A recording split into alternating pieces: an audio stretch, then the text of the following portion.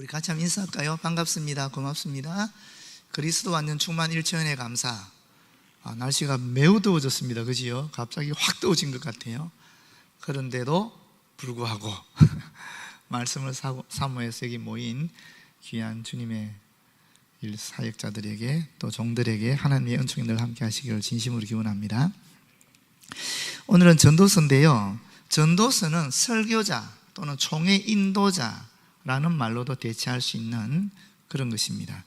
사실 솔로몬이 이방 여인과 결혼하고 우상 숭배를 용인하는 것과 같은 그런 많은 잘못을 저질렀거든요.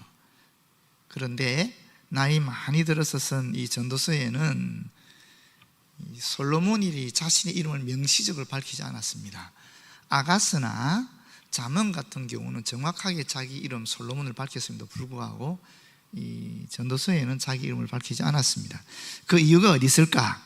아마도 온전하지 못하다고 여기기 때문에 그렇습니다. 왜냐하면 자기가 잘못한 것이 많으니까. 그래서 이 자신의 이름을 온전히 밝히지 않은 것을 통해서 솔로몬이 말년에 회개하고 주님께 돌이켰구나 하는 것을 우리가 알 수 있습니다. 알다시피 저자는 솔로몬이지요. 여기 1장 1절이나 12절을 보게 되면 다윗의 아들 예루살렘의 왕이라고 되어 있습니다. 다윗의 아들로서 예루살렘 왕으로 지낸 사람이 솔로몬밖에 없습니다. 그렇지 않습니까? 솔로몬의 아들 르호보암 때는 이게 깨져버렸으니까. 그래서 예루살렘에서 이스라엘을 다스린 유일한 다윗의 아들이 솔로몬이기 때문에 우리는 이 전도서가 솔로몬의 저작인 것을 믿어 의심치 않는 것입니다. 알다시피 유대인의 전승에 의하면은 젊었을 때는 아가스를, 그리고 중년기에는 잠언을, 노년에 전도서를 기록했다라고 알려져 있습니다. 근데 저도 이게 청년기는 몇 살을 얘기하는 것이고 중년기는 몇 살을 의미하는 것이고 노년기는 몇 살을 의미하는가 싶어서 좀 찾아봤어요. 찾아봤는데 이렇게 세 단계로 나눈 경우도 있고 네 단계로 나눈 경우도 있더라고요. 우리 한국 사회복지학에 나온 박사 논문을 하나 보니까 거기는 세 단계로 나눴는데 청년기는 19세에서 34세, 중년기는 35세에서 64세, 노년기는 65세부터 이렇게 돼 있어요. 그런데 보건사회연구원에서 나온 또 논문을 보게 되니까 2019년 논문인데 거기는 이 중년기를 또 둘로 나눴어요. 중년기가 앞에서는 35세에서 64세라 그랬잖아요. 이거를 또 둘로 나눴어요. 그래서 중년기는 35세에서 49세고 장년기가 50세에서 64세다 라고 해서 네 단계로 나눴더라고요. 근데 이거는 이 보건사회연구원 쪽에서는 15세 단위로 나눈 거고요, 이 한국 사회복지학에서는 30년 단위로 거의 나눈 것 같아요. 35년, 65년 이렇게 되어 있으니까. 하여튼 뭐 대략 이렇게 따지면은 아가스는 아마도 35세 이전에 기록했을 것이고 또 잠언은 아마도 65세 이전에 기록했을 것이고 그리고 전도서는 아마도 65년 이후에 65세 이후에 기록했다라는 것을 우리는 알 수 있습니다. 근데 우리가 예전에도 얘기한 적이 있는데 유엔이 2015년에 이 생애 주기를 발표했지요. 거기 보면 17세까지는 미성년자입니다. 17세까지가. 그리고 청년기가 몇 살이냐면 65세 이전이 청년기입니다. 여기 대다수는 청년기라는 거죠. 그러니까 청년기가 65세 이전, 중년기는 66세에서 79세까지가 중년기, 노년기는 80세에서 99세까지, 그리고 100세 이상은 장수노인, 이렇게 해서 지금 유엔은 완전히 다른 생애 주기를 우리에게 알려주고 있습니다. 참고하시기 바랍니다. 그리고 힘을 내시기 바랍니다. 우리가 교회에서는 70세 은퇴를 얘기하지만 사실은 70세라 하더라도 아직 중년기입니다. 자, 먼저 두 번째로 그러면 역사적 배경을 보시게 되면은 이 시대적 배경은 솔로몬 시대겠죠. 솔로몬이 30살에 왕이 됐거든요. 그리고 40년 동안 이 이스라엘을 다스렸습니다.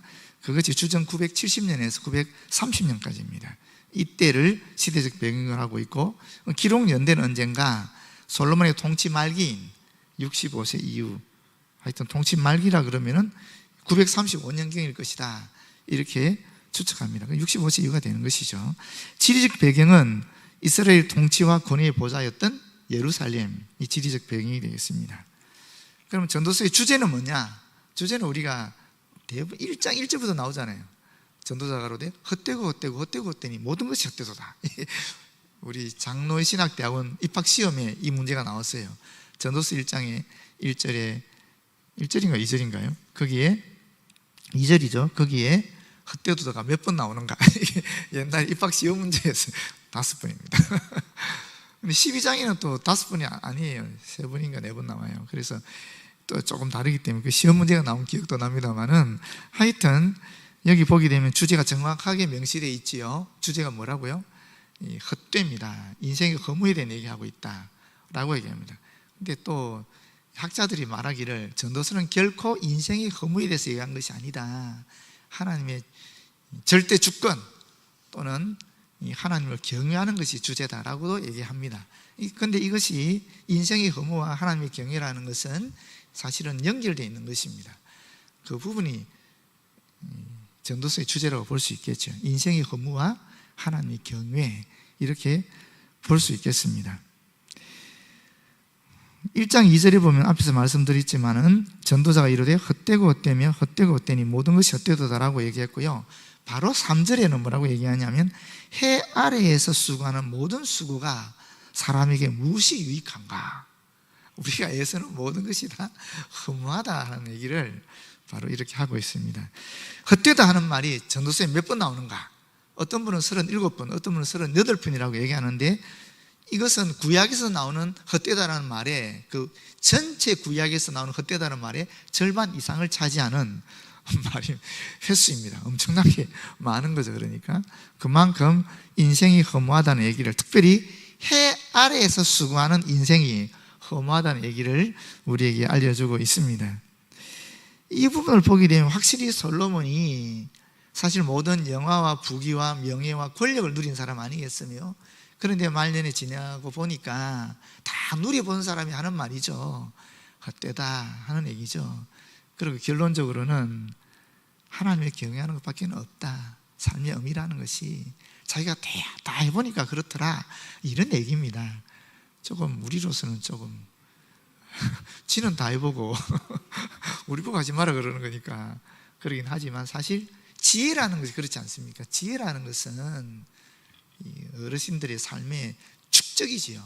경험의 축적이지요.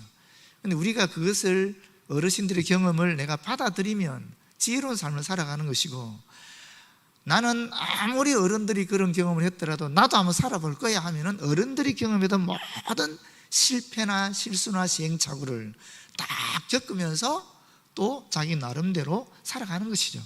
뭐 그것도 선택할 수 있는 방법입니다. 그래서 내가 어른들로부터 지혜를 배우는 것이 아니라 나는 내 삶을 통해서 내가 몸으로 부딪히면서 깨달아 가겠다, 그것도 하나의 방법이겠지요. 선택은 저와 여러분에게 달려 있는 것입니다. 굳이 그런데 괴롭게 할 필요 뭐 있습니까? 어르신들이 이미 경험한 것을 가능하면은 어르신들이 시행착오를 우리는 경험하지 않고 또 이 삶에서 유익을 찾으면서 의미를 찾으면서 살아가는 게 더 좋겠지요. 그런 것이 지혜겠지요.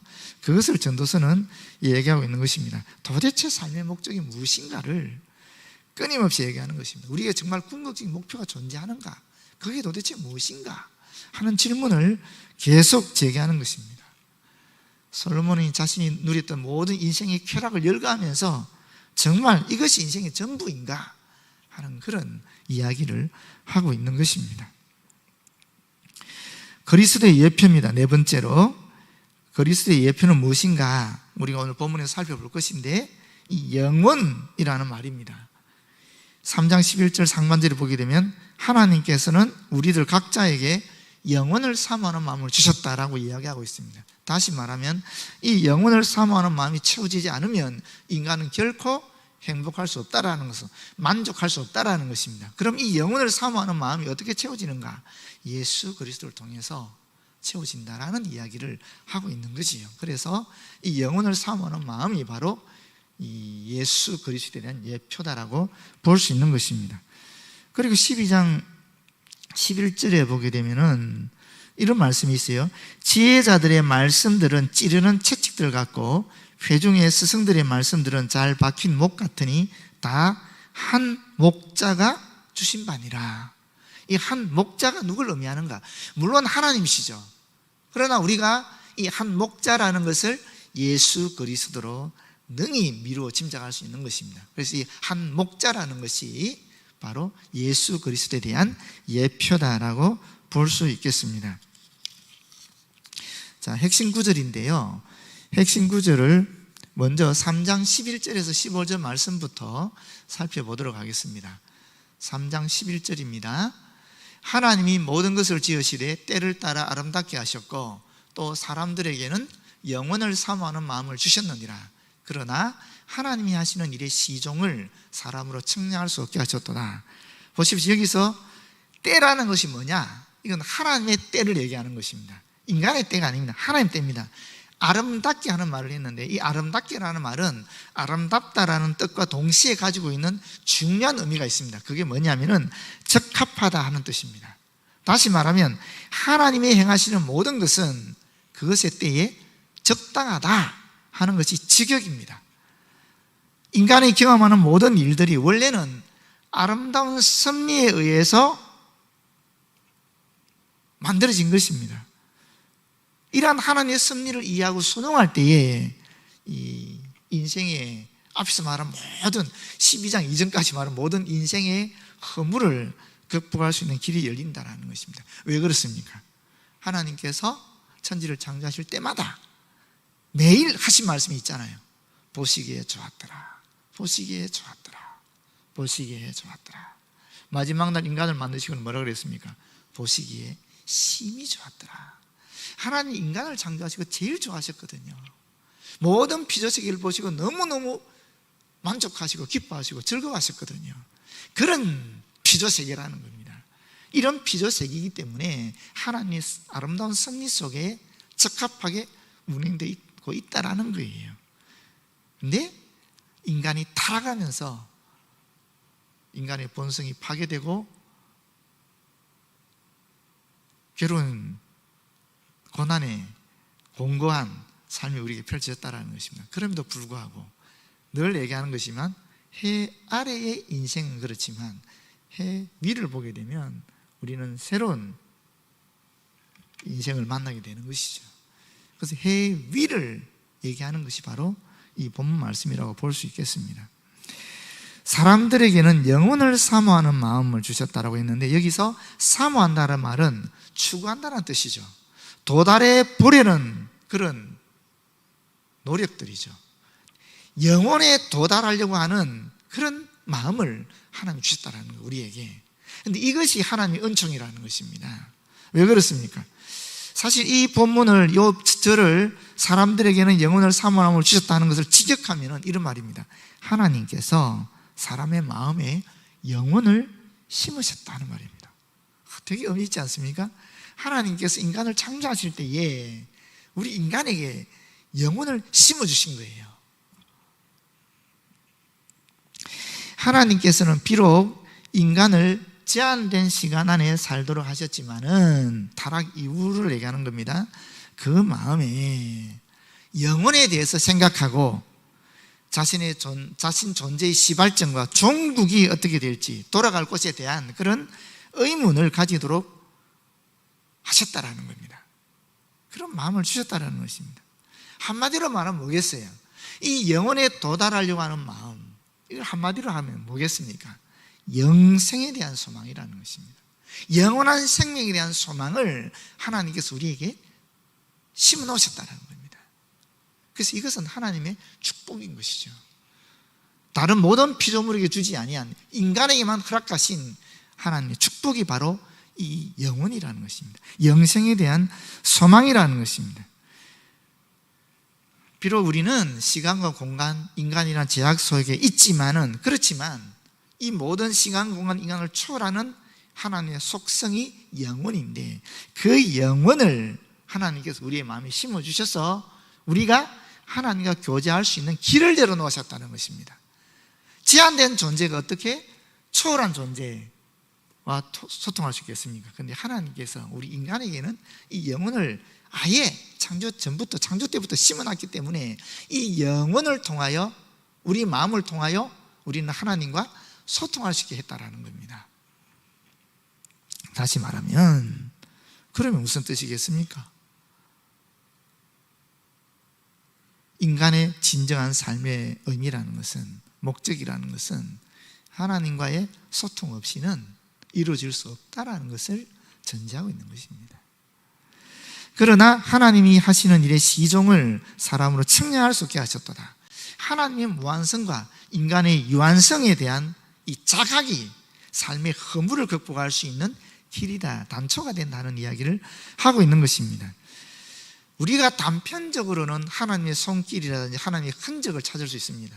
하나님의 섭리의 역사의 흔적을 발견할 수 있지만 그 시종을, 그 전체를 볼 수 있는 그런 시야는, 그런 지혜는 우리 인간에게는 없다라는 거예요. 그건 하나님께만 있는 것이죠.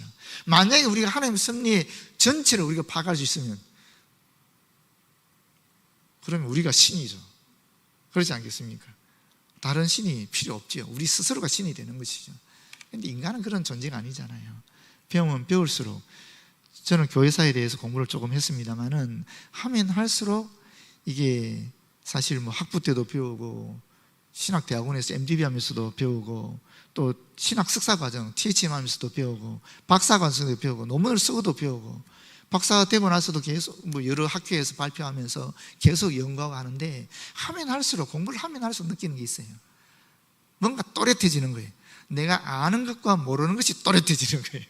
그런데 더 재미있는 것은 아는 영역보다 모르는 영역이 점점 더 많아지더라고요. 제 개인적으로는. 근데 이건 저만의 고백이 아니라 공부를 많이 하신 분들이 보통 그렇게 고백하더라고요. 잘 모를 때는 다 아는 것 같아요. 근데 제대로 공부하면은 점점 모르는 영역이 많아져요. 그래서 공부를 하면 할수록 점점 겸손해집니다. 그건 지극히 당연한 거예요. 내가 연구한 영역 이외에는 또 그 연구한 분에게 존중을 할 수밖에 없는 거예요. 사실 그분이 가장 많은 연구를 했으니까. 그래서 사실 우리가 인간을 깊이 알면 알수록, 삶을 살아가면 살아갈수록, 경험이 축적되면 축적될수록 정말 하나님 위대하시고 우리 인간은 진짜 제한적이구나, 우리 인간은 너무나 미약하구나 하는 것을 고백하지 않을 수가 없는 것입니다. 이 솔로몬이 그걸 지금 얘기하고 있는 것입니다. 누릴 만큼 다 누리고 세상 모든 사람들 부러워하는 걸 다 가진 사람이 말년에 이러고 보니 인생에서 누리는 것들이 별거 아니구나. 왜 그렇습니까? 영원을 생각하면 그렇거든요. 영원. 젊었을 때는 죽음이 저 멀리 있잖아요. 그런데 이 세상에 살 게 너무나 많은 것 같아도 막상 죽음이 서서히 내 앞에 가까이 오게 되면은 그동안 내가 추구했던 모든 것들이 얼마나 허무한지를 깨닫게 되는 것입니다. 나이가 많고 적음을 떠나서 죽음에 직면한 사람은 누구든지 경험할 수 있는 것입니다. 저도 말씀드렸지 않습니까? 교통사고 나 죽을 뻔했다고. 딱 죽음이 내 앞에 딱 도달했을 때는 내가 가진 비전, 내가 가진 야망, 꿈, 그야말로 다 진짜 헛된 겁니다. 그 이후부터는 하나님 살리셨구나, 내 인생은 이제 앞으로 덥니다. 그런 생각밖에 안 들더라고요. 이게 물론 지금 또 조금 변질되긴 했지만 그럼에도 불구하고 사실 죽음에 직면하게 되면은 우리가 추구하는 그 모든 것들이 정말 의미 없다라는 것을 느끼고 결국에는 궁극적으로 추구해야 될 것은 영혼이다, 영생이다 하는 것을 깨닫게 되는 거지요. 그것을 솔로몬은 피토하는 심정으로 우리에게 알려주고 있는 것입니다. 12절 말씀입니다. 사람들이 사는 동안에 기뻐하며 선을 행하는 것보단 더 나은 것이 없는 줄을 내가 알았고 사람마다 먹고 마시는 것과 수고함으로 낙을 누리는 그것이 하나님의 선물인 줄도 또한 알았도다. 이 말씀을 보시게 되면 해 아래 인생에 있어서 가장 최선의 자세가 무엇인지를 우리에게 알려주고 있는 것입니다. 지금 해 아래 인생이 특별히 크게 세 가지 자세를 가지고 살아가는 것이 가장 유익하고 좋더라라는 얘기거든요. 첫 번째는 뭡니까? 기뻐하는 겁니다. 뭘 기뻐하는 것이겠어요? 하나님이 우리에게 주신 은총을 기뻐하는 것입니다. 오늘 우리가 찬양한 것처럼 그 은총에 기뻐하는 것입니다. 두 번째는 선을 행한다 그랬는데, 이 선을 행한다라는 것이 뭐냐? 도덕적이면서 신앙적인 삶을 살아가는 것입니다. 다시 말하면 하나님께서 우리 모두에게 각자에게 재능을 주셨거든요. 이 재능을 가지고 어떻게 하는가? 하나님 기뻐하시는, 또는 공동체에 유익이 되는 그런 삶을 살아가는 것이 좋다라는 것입니다. 마지막 세 번째가 뭐냐면은 먹고 마시고 수고하여서 만족을 누리는 것이다라고 얘기하고 있습니다. 여기 먹고 마신다고 얘기하니까 꼭 쾌락을 추구하는 것 같은데 그건 아닙니다. 여기서 말하는 먹고 마신다라는 개념은 가족이라든지 친척이라든지 동료들과 함께 친밀하게 교제하면서 삶을 향유하는 것을 얘기하는 것입니다. 그게 먹고 마신다는 의미입니다. 그리고 여기서 낙을 누린다 그랬는데, 이 낙이라는 것이 좋은 것, 은총, 만족을 얘기합니다. 그런데 이 본문은 사실 맥락상 만족을 얘기한다라고 볼 수 있겠습니다.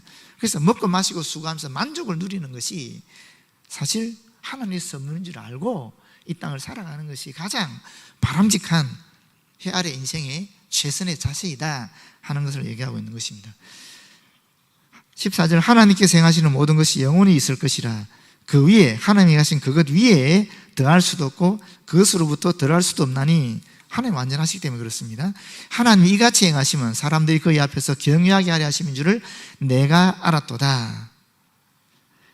이 말이 뭐냐면은, 이 말이 사실 이 전체 전도서의 주제거든요. 하나님의 절대 섭리에 대한 경외가 우리 인생의 허물을 극복할 수 있는 유일한 길이라는 것입니다. 왜 그렇습니까? 인생에서 경험이 되는 모든 일에서 하나님의 주권적 섭리를 인정하게 되면 어떻게 됩니까? 인정하게 되면 좋은 것은 좋은 것대로 하나님 주시는 복으로 여기고 감사하면서 기뻐하는 삶을 살아갈 것이고, 또 우리가 생각할 때는 고통이고 고난인 것 또한 이것도 하나님의 섭리 속에서 합력하여 선을 이루시게 만드는 역사이심을 깨닫게 될 때에, 그걸 받아들이게 될 때 그 또한 우리가 감사하면서 극복할 수 있는 길이 열린다라는 것입니다. 하나님의 섭리에 대한 절대적인 인정을 우리가 가지게 될 때에 이러한 인생의 고난이라든지 인생에 맞이하게 되는 허물을 극복해 나갈 수 있다는 것을 이야기하고 있는 것입니다. 사실 경외라는 말이 중요한데, 이 경외가 참 나오는 이 성경의 기록이 어디냐면은 창세기 22장 12절에 보게 되면, 22장이 무슨 장입니까? 창세기 22장, 아브라함이 이삭을 모리아 산에서 바치는 장이거든요. 그때 12절에서 하나님 이렇게 말씀하십니다. 이제야 네가 하나님을 경외하는 줄 알겠다라고 해요. 이때 경외라는 말이 처음 나왔어요. 그렇다면 이 경외라는 말이 갖고 있는 의미가 뭐냐? 이건 복종이라는 것입니다. 절대 복종, 하나님에 대한 절대 복종이라는 것입니다. 그게 기본적으로 경외가 가지고 있는 내용이라는 것입니다. 자식을 죽이라, 이해가 안 되는 거죠. 자식을 제물로 바치라, 이거는 상식은 말이 안 되는 것 아닙니까? 그럼에도 불구하고 복종하는 거예요. 도대체 우리 이성으로 이해 안 되는, 세상적 가치관으로 도대체 이해 안 되는 그러한 일이라 할지라도 하나님이 명령하실 때에 그걸 복종하게 되는, 절대 순종하는, 그것이 하나님을 경외하는 기본적인 자세라는 것입니다. 기본적인 의미라는 것입니다. 그래서 보통 우리가 말할 때 경외라는 것은 이 두려움과 존경과 동시에 이러한 복종을 담고 있는 말이다라고 이야기할 수 있습니다. 이제 있는 것이 옛적에 있었고 장래에 있을 것도 옛적에 있었나니 하나님은 이미 지난 것을 다시 찾으시느라. 이게 무슨 말이냐? 하나님의 섭리는 사람들 눈에는 과거, 현재, 미래가 있는 것 같아도 하나님이 영원한 존재시기 때문에 하나님의 섭리는 똑같다라는 것입니다. 변함이 없다라는 것입니다. 우리 눈에는 무슨 변하는 것 같아도, 무슨 그거 있지 않습니까? 히스기야 왕이 목숨 15년 연장했다 그러니까 하나님이 그렇게 하셨나? 그건 인간적 표현인 것이고, 사실 하나님의 섭리는 변동이 없는 것입니다. 여호수아가 태양을 옮기고 뭐 이렇게 한 것도 다 하나님의 섭리 속에 보면 변함이 없는 거예요. 우리 눈으로 볼 때는 변함이 있는 것 같잖아요. 인간의 눈으로 볼 때는. 그러나 하나님의 영원한 현재시기 때문에 사실은 변함이 없는 거예요. 그런 이야기입니다. 결론은 뭡니까? 하나님을 향한 경외입니다. 하나님의 절대 주권에 대한 순종, 복종입니다. 그것이 인생의 허물을 극복할 수 있는 길이다라는 것입니다. 이것을 좀 더 구체적으로 설명한 것이 이제 12장 1절에서 8절 말씀입니다. 보시게 되면 너는 앞에 사실은 그러나 하는 말이 있는데 우리 성경에 빠졌습니다. 그러나 청년의 때가 허무하게 속히 지나가지만 그러나 너는 그 짧고 덧없는 시간 속에서 창조주 하나님을 기억함으로 인생을 의미 있게 보내라 하는 그런 당부의 말입니다. 너는 청년의 때에 너의 창조주를 기억하라. 곧 공고한 날이 이르기 전에, 이 공고한 날이라는 것은 노년의 비탄과 불편함을 얘기하고 있습니다. 이르기 전에 나는 아무 낙이 없다고 할 해들이 가깝기 전에 무기력하고 아무런 의욕조차 없는 그런 노년의 상태를 얘기하는 것입니다. 할 해들이 가깝기 전에, 그 다음에 나오는 것이 다 이게 노년의 신체적 상태를 일종의 의인화해서 설명한 거예요. 보시면 해와 빛과 달과 별들이 어둡기 전에, 이건 무슨 말이냐면 나이 들어서 눈이 어두워지는 것을 얘기하는 거예요. 이 신체적 쇠약에 대해서 말하고 있는 거죠. 비 뒤에 구름이 다시 일어나기 전에 이 폭풍우를 몰고 오는 짙은 구름청을 얘기하거든요. 이 구름이라는 것은 다시 말하면 감당하기 힘든 슬픈 일이 닥치기 전에 공고한 일들로 괴로운 시간을, 정확하게 말하면 죽음입니다. 이 죽음이라는 먹구름을 맞이하기 전에 하는 뜻입니다. 그런 날에는 집을 지키는 자들이 뜰 것이며, 집을 지키는 자들이 뭘 의미하는가? 우리 신체로 한번 생각해 보십시오. 이 신체로 생각해 보면 집을 지키는 자, 이거는 팔과 손이 떨리는 현상을 얘기하는 거예요. 그리고 힘 있는 자들이 구부러질 것이며, 힘 있는 자, 몸을 지탱하는 이 다리가 노쇠해서 제 기능을 발휘하지 못하면 굽어지잖아요. 어르신들 보면 굽은 다리만, 그걸 의미하는 것입니다. 맷돌질하는 자들이 적음으로 그칠 것입니다. 이건 쉽죠? 맷돌질이 뭐겠어요? 인체에 있어서 이죠. 음식을 씹고 잘게 부수는 치아들이 빠져서 그 기능을 제대로 발휘하지 못하는 것을 얘기하는 것입니다. 창들로 내다보는 자가 어두워질 것입니다. 이건 눈을 얘기합니다. 눈이 어두워지고 시력이 감퇴함을 얘기합니다. 길거리 문들이 닫혀질 것입니다. 이건 뭘까요? 길거리 문들, 입술을 얘기합니다. 위아래 입술. 그래서 치아가 없기 때문에 음식물을 씹고 삼키는 일이나 또는 치아가 없어서 입이 오그라드는 것을 표현한 겁니다. 또는 말하는 것을, 끓이는 것을 의미합니다. 맷돌 소리가, 죄송합니다, 새 소리로 말미암아 일어날 것이며, 노인들이 새벽잠을 이루지 못하고 새 소리에 깨어나는 것을 말하는 것인데, 다시 말하면 이 노인의 신경이 쇠약해졌다 하는 것을 나타내주는 표현이라고 볼 수 있겠습니다. 음악하는 여자들은 다 쇠하여질 것이며, 음악하는 여자들은 뭘까요? 바로 목소리죠. 이 발성기관들이 노쇠해서 소리조차 제대로 내지 못한다는 것입니다. 또한 그런 자들은 높은 곳을 두려워할 것이며, 높은 곳이 특별히 계단 같은 것이겠죠. 계단에 올라가는 것도 무서워하지만 특별히 거기서 떨어질까 두려워서 내려오는 것조차도 무서워한다는 것을 얘기합니다. 길에서는 놀랄 것이며, 연세가 들으셔서 다리에 힘이 없게 되면 숨이 가빠서 단순한 평지도 여행하기 힘들게 되고, 특별히 길에서 어떤 어려움이나 위기를 만날지 몰라서 두려워하는 노년의 상태를 얘기하고 있는 것입니다. 살구나무가 꽃이 필 것입니다. 이건 쉽죠. 살구나무 뭐겠어요? 이 머리털을 얘기하는 것이죠. 머리가 백발이 된다는 것이죠. 죽음이 임박했다는 것을 의미하고 있습니다. 메뚜기도 짐이 될 것이며, 메뚜기는 되게 작은 거잖아요. 그러니까 이 메뚜기도 짐이 된다는 소리는 아주 작은 무게도 견디기 어려워진다는 거예요. 더 나아가게 되면은 스스로 자기에게 무거운 짐이 된다는 뜻입니다. 움직이기 힘드시니까 그렇게 된다는 것이죠. 정욕이 그치리니 양기가 떨어져서 보약도 소용이 없게 된다는 뜻입니다. 그리고 이는 사람이 자기의 영원한 집으로 돌아가고, 사람이 점점 노쇠하다가 결국에는 맞이하는 죽음을 얘기하는 것입니다. 매장되어서 흙으로 돌아가는 것을 얘기하는 것이죠. 조문객들이 거리로 왕래하게 됨이니라. 지속적으로 여러 사람들이 애곡하는 그런 장면을 말하고 있습니다. 은줄이 풀리고 금그릇이 깨지고, 이 은줄이 풀리고 금그릇이 깨지고 하는 것은 뭐냐면은, 궁궐 같은 데 들어가게 되면은 은줄로 만들어진 그런 금으로 만든 장식들이 있지 않습니까?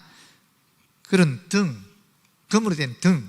근데 이 은줄이 깨지게 되면 어떻게 되겠어요? 등이 떨어져서 박살나지 않겠습니까? 그런 것을 연상하시면 돼요. 다시 말하면 이 은줄이라는 것이 생명줄을 의미하는 것이거든요. 이 금등이라는 것은 사실은 우리 육체를 얘기하는 거예요. 생명줄이 끊어지게 되면은 이 육체가 흙으로 들어가서 부패버리는 걸 얘기하는, 해체되어버리는 걸 의미한다고 볼 수 있겠습니다. 항아리가 샘 곁에서 깨지고 바퀴가 우물 위에서 깨지고, 이 항아리와 바퀴 이 부분은 뭐냐면은, 당시 고대 건동에서 우물에 물을 기를 때에 도로를 통해서 항아리를 내려서 걷었잖아요. 여기서 바퀴라는 것은 도로를 얘기하는 거예요. 그러니까 항아리가 생겨서 깨지고 바퀴가 우물에서 깨진다는 말은, 이 항아리는 이 밑에서 물을 퍼집 올리는 거니까 이게 뭐겠어요? 퍼집 올리는 것은 심장에서 나가는 그런 이 심장 호흡기관 이런 걸 얘기하는 거예요.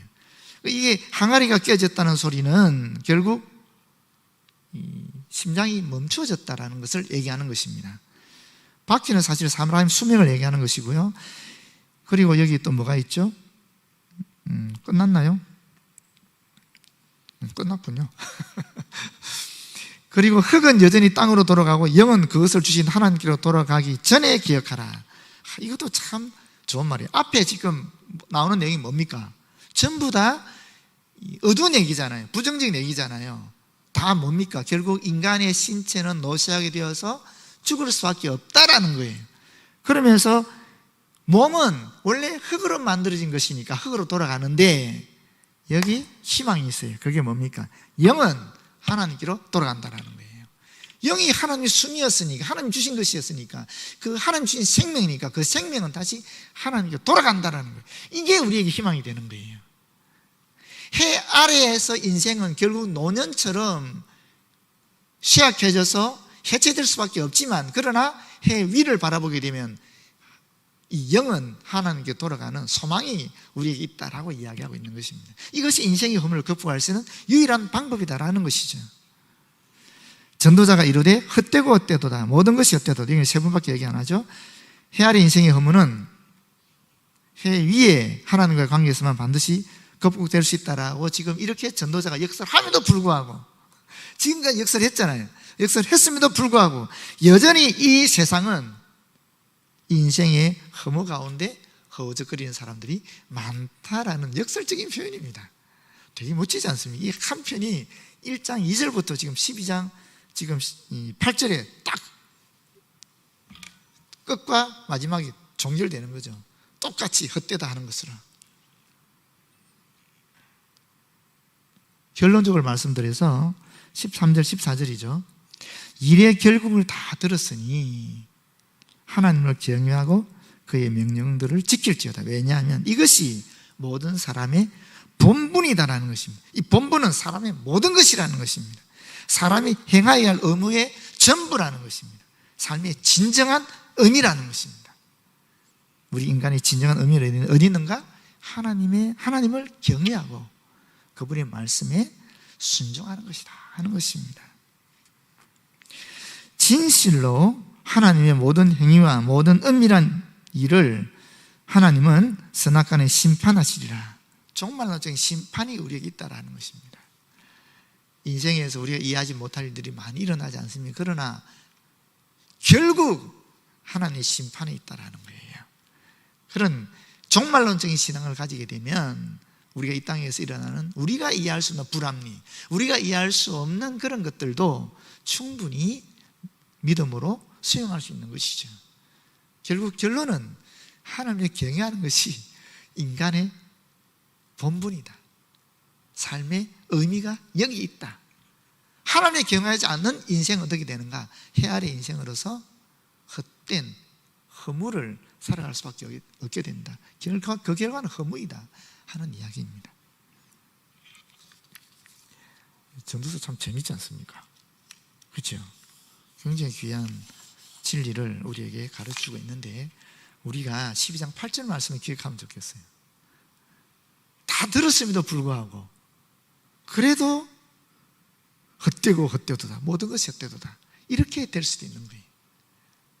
이미 예수를 통해서, 솔로몬을 통해서, 이 말씀을 통해서 하나님께 우리에게 지금 정확하게 인생의 의미가 어디 있는지를 분명히 알려줬음에도 불구하고 또 이것이 우리의 머리로 그치고 우리의 가슴으로 내려오지도 않고 우리의 손과 발로 몸짓으로 나타나지 않으면은 우리는 허물을 살아갈 수밖에 없다라는 것입니다. 알면서도 우리는 허무한 삶을 살게 된다는 것입니다. 모쪼록 저나 여러분이나 12장 8절에 나오는 전도자의 이 말씀이 우리에게는 해당되지 않고 13절에 나오는 하나님을 경외하고 그의 명령을 지킬지어다는 이 말씀을 받아들여서 우리의 삶에서 그대로 실천하며 살아갔으면 좋겠습니다. 기도하겠습니다. 아버지, 고맙고 감사합니다. 하나님을 경외하는 것이 우리 삶의 의미이고 우리 삶의 목적인 것을 다시 한번 확인케 하여 주시니 고맙고 감사합니다. 이전에 알고 있었지만 지금 혹 놓쳤다 할지라도 이제 새롭게 알아차리고 하나님을 경외하는 삶을 살아가서 인생의 허물로부터 벗어날 수 있도록 도와주시고 진정한 기쁨과 감사와 또 의미를 누리는 삶을 살아갈 수 있도록 인도하여 주시옵소서. 예수님 이름으로 기도드립니다. 아멘.